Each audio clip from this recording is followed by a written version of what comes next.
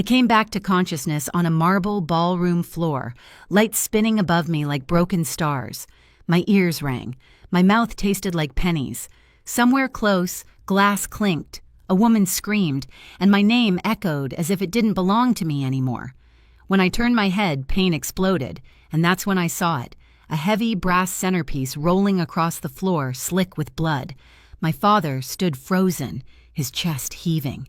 2 minutes earlier, I had been standing calm, refusing a single demand. I didn't raise my voice. I didn't threaten anyone. I just said no. And word unlocked hell. I need to rewind, because none of what happened that night makes sense unless you understand who I was before I walked into that ballroom. My name is Cheryl. I'm 30 years old and I work in construction. Not the glamorous kind people like to brag about at dinner parties. The kind where your hands stay rough no matter how much lotion you use. The kind where you measure twice cut once, and if you mess up, there's no one to blame but yourself. People are often surprised when they hear that. Maybe it's because I don't look the way they expect. I've learned to let that go. I don't build things to impress anyone. I build them because I like knowing something will still be standing long after I leave the room. That instinct came from my grandmother. She was the only person in my family who never treated hard work like a phase I'd grow out of. When I was younger, she used to sit at the kitchen table, hands wrapped around a chipped mug, watching me sketch little floor plans on napkins. She'd nod slow and thoughtful and say, "If you're going to build something, make sure it can hold weight." When she passed, she left me a small piece of land outside the city. Nothing fancy. Uneven ground, scrubby trees, the kind of place everyone else dismissed without a second look. My parents called it impractical. A headache. A waste. I saw a foundation. For years, I worked days and built nights and weekends. I learned where every wire ran. I knew which floorboard creaked because I'd nailed it myself. When money ran tight, I ate cheap and kept going. When I got hurt, I taped myself up and finished the job. My family never visited the site. Not once. To them, my real value was always measured against my younger sister, Melissa. She was softer, louder, always needed saving. My parents orbited around her like gravity demanded it. I learned early that being dependable meant being invisible. So when Melissa announced her wedding, everyone called it a fresh start, a celebration, a reason for the whole family to finally come together.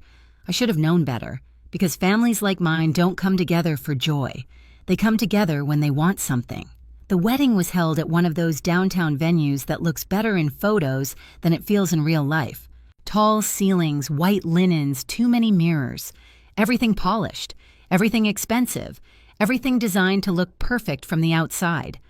I arrived alone and immediately felt it, that quiet shift in the room, the way people glanced at my shoes.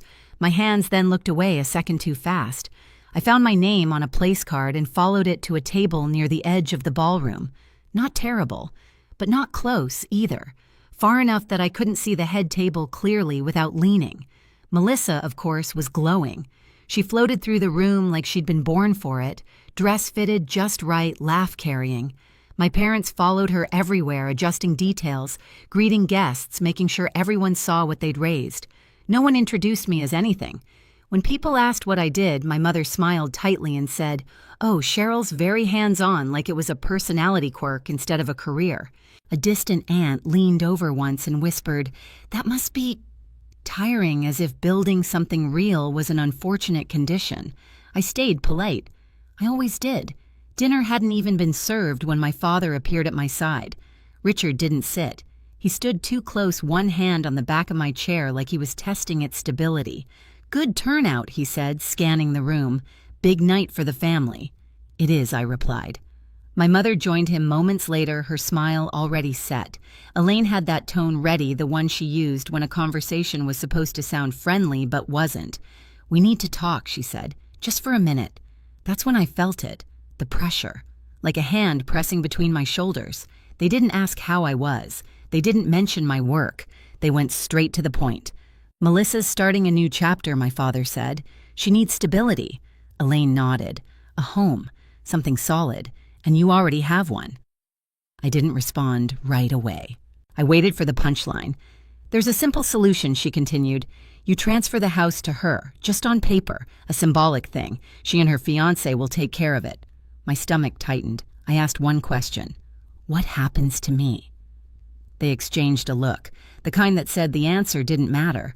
You're single, my father said. You don't need all that space. You can figure something else out. That was the moment something shifted inside me. Quietly, permanently. They weren't asking, they were reallocating. I looked across the room at my sister, laughing, my parents glowing beside her, and I understood the truth I'd avoided for years. To them, my house wasn't my life's work. It was a resource, and I was expected to hand it over without complaint. I hadn't said no yet, but for the first time, I knew I was going to. They didn't give me time to breathe after that. My father leaned closer, his voice dropping tight with certainty. You'll do the right thing, he said. You always do. My mother nodded, eyes shining in that practiced way that looked like concern but felt like pressure. Think about your sister, she added. This is family. You don't want to be the one who ruins her day. The word ruins landed hard. I glanced around the room. Crystal glasses, white flowers, guests smiling, laughing, completely unaware that my life was being negotiated like a line item on a spreadsheet. I thought about the nights I slept in my car to save money. The splinters, the bruises, the quiet pride of locking my own front door for the first time. I looked back at them. I'm not transferring my house, I said. It wasn't loud. It wasn't dramatic. Just steady. My mother's smile cracked first. Don't be difficult, she whispered. We're asking you to help. My father's jaw tightened. You're being selfish. No, I replied. I'm being clear. That's when the temperature dropped. You wouldn't even have that place without this family, he said. Everything you have traces back to us. I felt something inside my chest harden. The land came from Grandma, I said. The house came from me. People nearby had started to notice. Chairs shifted. Conversation slowed. My sister was still on the dance floor, unaware or pretending to be. Elaine's voice sharpened. If you walk away from this, she said, don't expect things to stay the same. I understood what she meant. Holidays, birthdays, the illusion of belonging. I stood up. I'm not giving my home away, I said. Not today. Not ever. The silence that followed was absolute. I picked up my bag and turned to leave. I remember thinking how strange it was that no one tried to stop me, how calm I felt finally choosing myself. I took 2 steps. Then I heard movement behind me. Fast, heavy. I turned just enough to see my father's face twist, something raw and furious breaking through the mask he wore in public. His hand closed around the brass centerpiece from the table. There was no warning, no shout, just the sound of metal cutting through air, and then everything went white. I came back in pieces, sound first, a sharp, uneven ringing that wouldn't stop like a smoke alarm trapped inside my skull. Then light, too bright, too white. My eyes fluttered open and shut, fighting it. My body felt distant, like it was floating somewhere just above the floor. The floor. I realized I wasn't standing anymore. Cold marble pressed against my cheek. My shoulder burned where it had hit first. When I tried to move, nausea surged so fast I had to freeze breathing through it. Somewhere nearby, a woman screamed my name. Someone else shouted for security. I tasted iron and knew without touching my face that I was bleeding. I rolled my head an inch to the side. That's when I saw it. The brass centerpiece lay on its side a few feet away, one curved edge smeared dark. It was heavier than it looked, the kind of decorative object meant to signal wealth, not be used as a weapon. It glinted under the ballroom lights, completely out of place on the floor, like a lie that had finally fallen over. My father was still standing. Richard's chest rose and fell hard, his eyes wide, unfocused. For a split second, he looked almost confused, like he couldn't quite believe what he'd just done. Then his gaze snapped to me, and whatever hesitation had been there vanished. "You don't walk away from me," he shouted, his voice cutting through the chaos. "You don't turn your back on your family." I tried to speak. Nothing came out. A shadow moved between us. Enough. The voice wasn't loud, but it carried. "Daniel," Melissa's fiancé stepped forward, placing himself squarely in front of me. He didn't touch my father. He didn't raise his hands. He just stood there, shoulders squared, jaw tight, looking at Richard like he was something dangerous that needed to be contained. "Step away from her," Daniel said. My father scoffed. "This doesn't concern you." Daniel didn't move. "It does now." Security guards rushed in, one grabbing my father's arm, another radioing for help. My mother hovered nearby, wringing her hands, her face twisted, not in fear for me, but in panic over the scene being made. "Someone, call an ambulance," a voice shouted. As they lifted me onto a stretcher, the room blurred again. Crystal lights streaked overhead. I caught a glimpse of Melissa standing frozen near the cake, her hands over her mouth, eyes wide, not with concern, but with shock that everything was unraveling so publicly. The last thing I remember before the doors swung closed was Daniel's voice again. Clear, controlled. "Don't touch her," he said, and this time it sounded like a promise.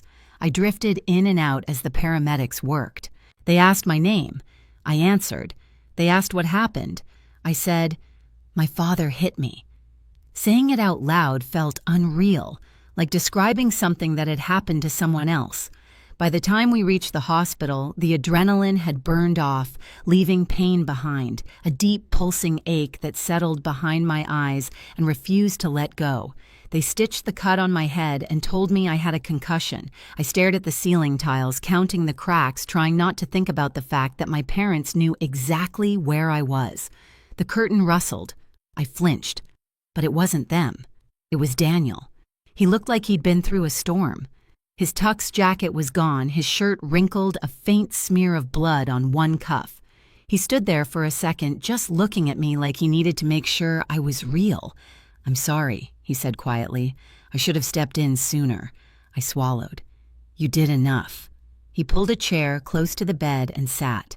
His hands were clenched together, knuckles white. "There's something you need to know," he said. "Actually, there's a lot." He explained slowly, carefully, like he didn't want to overwhelm me. Over the past few weeks, things hadn't added up. Melissa had been vague about money. Payments, she said, were handled, weren't. Bills appeared, then disappeared. He'd hired someone to take a look just to be safe. What they found, he said, was bad. He told me about the debt, large amounts, rounded numbers that made my stomach drop. Credit balances stacked on top of each other, missed payments, bills shuffled around to keep them hidden. And then there was the reason for the house. They weren't asking you to help her. Daniel said, his voice tight. They were trying to use your place to cover everything, to make it disappear. I closed my eyes. Of course they were. And that's not all, he continued. Your parents knew. They've been helping her move things around. Quietly. I felt something inside me go very still. "I'm not marrying her," he said. "I ended it tonight." I opened my eyes, meeting his gaze. There was anger there, and disappointment, and something else. Relief, maybe. That the truth was finally out. "You didn't cause this," he added, like he could read my thoughts. They did. The next morning, the story was everywhere. Videos from the wedding had spread fast. Someone had caught the moment my father swung. Another clip showed Daniel stepping in. You couldn't hear every word, but you didn't need to. The image was enough. Security footage filled in the rest. By the afternoon, I had 2 missed calls from an officer asking if I wanted to make a statement. By evening, my phone was lighting up with messages from relatives I hadn't heard from in years. Some asked if I was okay. Others asked if I'd considered the consequences. My parents' messages were the hardest. My mother begged me to say it was an accident, to tell them he slipped, that it all happened too fast. My father's message was shorter.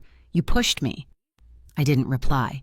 Instead, I did the one thing I'd never been allowed to do before. I let professionals handle it. I gave my statement. I handed over the footage. I told the truth plainly, without embellishment or apology. I didn't raise my voice. I didn't demand revenge. I just refused to lie. The investigation moved quickly after that. The evidence was clear. Witnesses were plentiful. The story my parents had always relied on, that things could be smoothed over if everyone just kept quiet, finally collapsed under the weight of reality. Weeks later, I sat in a courtroom with my hands folded in my lap, listening as the facts were laid out. The brass centerpiece was entered into evidence. The videos were played.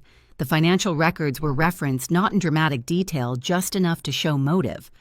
My father didn't look at me once. When the judge spoke, her words were calm and precise. She talked about accountability, about boundaries, about how being a parent didn't grant someone ownership over another adult's life. The ruling wasn't explosive. There were no gasps, no cheers, just consequences. And somehow that felt even more powerful. As we left the courtroom, Daniel caught my eye from across the room. He gave me a small nod, not celebratory, just respectful. For the first time since that night, I felt my shoulders drop. The fight was over, but the silence that followed was louder than anything that came before. The weeks after the hearing passed quietly in a way that felt unfamiliar but welcome. My father's world shrank fast. The work he'd built his identity around was gone. Doors stopped opening. Invitations dried up. My mother tried to hold everything together with apologies that never quite reached accountability. Melissa disappeared from my life, completely retreating into a silence that spoke louder than any excuse she'd ever given. I focused on healing. The concussion faded slowly. Some mornings the light still hurt. Some nights the memory came back sharp and uninvited. But every day I woke up in my own house, the one I built, the one no one could take from me anymore. Henry checked in often. He never asked for details. He just showed up with groceries or tools or quiet company. One afternoon, standing on the back deck, he said, "You did the hardest part already. You stood your ground. The legal part wrapped up cleanly. No drama, no backroom deals. Just a paper trail, a decision, and a line drawn where one had never existed before." For the first time, I wasn't waiting for the next demand. I wasn't bracing for disappointment. I was simply living inside a life that finally felt like mine. And that piece, I learned, is what real justice sounds like when the noise fades. A year later, I sit on my back steps at dusk, watching the light settle into the walls I built with my own hands. The house is quiet. No demands, no guilt, just space to breathe. I didn't lose a family that night. I found my boundaries, and I learned that love doesn't ask you to disappear so someone else can stand taller. If you've ever had to protect yourself from the people who were supposed to protect you, share your story below and hit subscribe so you don't miss the next one.